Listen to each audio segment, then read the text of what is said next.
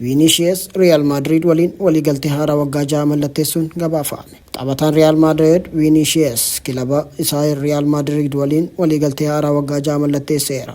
Vinicius waliigaltee haaraa haga bara 2032 turu mallatteesse. Abdul Ahmed dabalata qaba.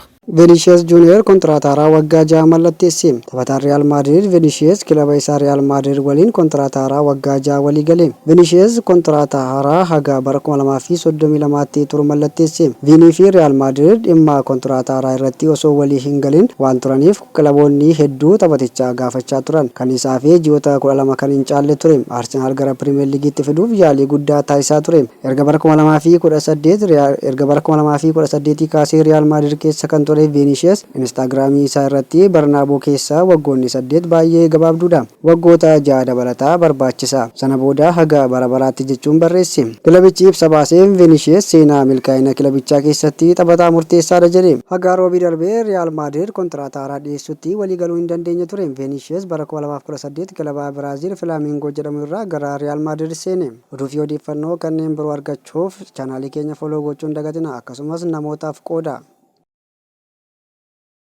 Oduu ispoortii wal fakkaatuun taphattoonni 16 Stamford Bridge gadhiisuuf qophiirra jiraachuutu dhaga'ame. Jijjiirraan taphattoota liigii Ingilaand xumuraarra ga'uuf guyyoonni muraasni qofti yoo hafanitti kilabni London Chelsea taphattoota hedduu walitti qabateera. Miseensota 41 qabu keessaa seera Premier League'itiin taphattoota 25 qofa mallatteessisuun waan danda'amuuf leenjisaa haaraa Zahabi Alonso hamma fulbaanaatti taphattoota 16 gurguruu yookaan ergisaan kennuuf ni dirqama. Taphattoonni akka Biniot Badiashile, Axel Disasi, Mark Giu, David Datro, Fofana fi Caleb Wiley faa garee jalqabaarraa tapha adda baafamuudhaan gurgurtaa fi ergisaaf qophaa'anidha. Taphataan sararrattisa Trivo Chalobah paawundii qixala 31 gara kilaba Itaalii Como deemuutti dhiyaateera. Goolii eegaan Philippe Yorganan ergisaan gara Strasbourgitti kuteera. Gama biraan ammoo Malo Gusto paawundii qixala 75 Nicolas Jackson paawundii qixala 65 Enzo Fernandez ammoo paawundii qixala 100 fi qixala 20 gatiin isaanii murtaa'eera.